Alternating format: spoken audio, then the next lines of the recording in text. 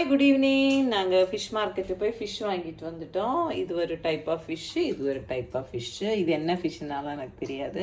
இது ஆனால் பொரிக்கிறதுக்கு நல்லாயிருக்கும், இது வந்து கறி வைக்கிறதுக்கு நல்லாயிருக்கும், பொரிக்கிறதுக்கு நல்லாயிருக்கும்.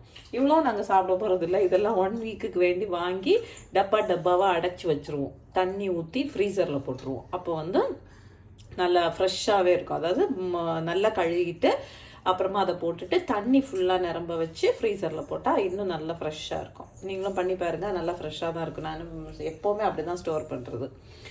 ஸோ இன்றைக்கி வந்து ஃபிஷ் கறி வந்து முடிஞ்சால் ரெசிபி அப்படியே காமிக்கலான்னு பார்த்தேன். ஓகே, கன்னியாகுமரி ஸ்டைல் ஃபிஷ் கறி, நோ ஆயில்.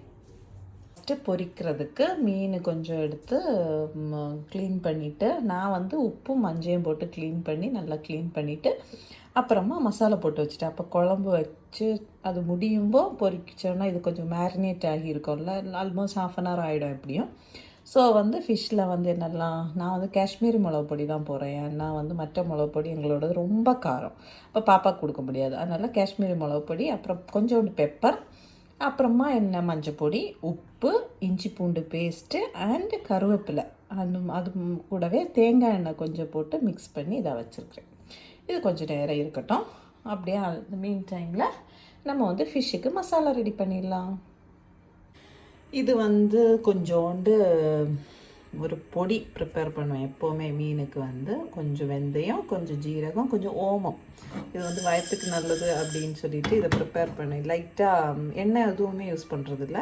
ஜஸ்ட்டு சூடான இதில் வந்து கொஞ்சம் ஹீட் பண்ணிவிட்டு அதுக்கப்புறம் பொடி பண்ணிடுவேன். மசாலா தேங்காய் கூடவே இதையும் அரைச்சிருவேன். அப்போ வந்து வயத்துக்கு ரொம்ப நல்லது அப்படின்னு சொல்லுவாங்க. எனக்கும் பிடிக்கும் இந்த டேஸ்ட்டு. எல்லாருக்கும் பிடிக்குமான்னு தெரியல, ஓமம்லாம் எல்லாருக்கும் பிடிக்காது. பட் கொஞ்சமாக தான், எல்லாம் ஒரு 1/2 டீஸ்பூன் அவ்வளோதான் போடுறது. அது ஆஃப் பண்ணதுக்கப்புறமா இந்த காஷ்மீரி மிளகு பொடி இதில் லைட்டாக, இல்லைன்னா ஒரு பச்சை வாசனை அடிக்கும். அதுக்காக காஷ்மீரி மிளகு பொடியும் மல்லிப்பொடியும் போட்டு ஜஸ்ட் அந்த சூட்லே எல்லாம் இதெல்லாம் ஆஃப் பண்ணிடுவேன். அடுப்பெல்லாம் ஆஃப் தான். ஓகே, அதிலே போட்டு கொஞ்சம் சூடு பண்ணிவிட்டு அப்புறமா அரைப்பேன். இதுதான் மசாலா. தேங்காய், 2 சின்ன வெங்காயம், அப்புறமா பூண்டு, 2 பல் பூண்டு, அப்புறமா நம்ம நேரத்தை மசாலா இந்த வெந்தயம் எல்லாம் போட்டு வச்சுருந்தோன்னா அதெல்லாம் தட்டி வச்சு, அப்புறமா 2 கருவேப்பிலை கூட போட்டுப்பேன். அவ்வளோதான். கொஞ்சம் உப்பு ஆட் பண்ணிக்கிட்டேன், தண்ணி ஆட் பண்ணிக்கிட்டேன். ஏன்னா இது நல்லா ஃபைன் பேஸ்ட்டாக அரைச்சி அதில் ஊற்றி கொதிக்க விட்டாலே போதும். புளியும் ஊற்றி கொதிக்க விட்டால் போதும். நான் புளி ஊற போட்டு வச்சுருக்கிறேன். ஓகே, இது வந்து ஊற்றி கொதிக்க விட்டால் போதும். கொதிக்க விட்டால் மீன் கறி ரெடி. இப்போ மசாலாவை ஊற்றியாச்சு. மிக்சியிலேருந்து ஃபுல்லாக ஜாரெல்லாம் கழுகி ஊற்றியாச்சு மீனில் வேறு எதுவும் மீனை ஜஸ்ட் போடணும், மசாலா போடணும். அப்புறமா புளி தண்ணி கரைச்சி வச்சுருக்கு, புளி தண்ணியை ஊற்றணும். ஒரு பச்சை மிளகு வேணால் வெட்டி போடலாம். அதுக்கு மேலே வந்து கொஞ்சம் கருவேப்பிலையும் போட்டு கொதிக்க வச்சிட வேண்டியதுதான். அவ்வளோதான் மீன் கறி. வந்து இப்போ ஒரு பச்சை மிளகு கொஞ்சம் எல்லாம் புளி தண்ணி எல்லாம் கரைச்சி ஊற்றியாச்சு. இது எண்ணெய் வந்து நான் இங்கே ஊற்ற போகிறதில்ல, இது எண்ணெய் வேறு இருக்குது. இதில் எந்த எண்ணெயுமே இல்லை, நோ ஆயில், நாகர்கோயில் ஃபிஷ் கறி. அதில் வந்து தக்காளியும் போட்டு வச்சுருக்கிறேன். எனக்கு ராஜேஷ்க்கு தக்காளி பிடிக்கும், அதனால ராஜேஷ்க்கு தக்காளி போட்டு வச்சுருக்கிறேன். இனி வந்து ஸ்டவ்வை ஆன் செய்யவும், அவ்வளோதான், கொதிக்க விடவும். பாப்பா அழுறா. எனவே thank you and take care. Bye. Keep on supporting us. Bye, take care. பார்த்தீங்களா, நம்ம மீன் கறி வந்து கொதிக்குது.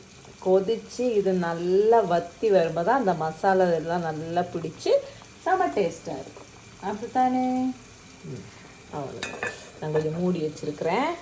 அப்புறம் அங்கே ஃபிஷ் ஃப்ரை ஆகுது. அந்த ராஜேஷ் ஃபிஷ் ஃப்ரை பண்ணிகிட்ருக்காங்க. ஆமாம், இது வந்து நோ பாயில் இல்லையே, நோ ஆயில் ஃபிஷ் கறி. பாப்பா கையில் உட்காந்துருக்குறேன். எனவே thank you and take care. Bye.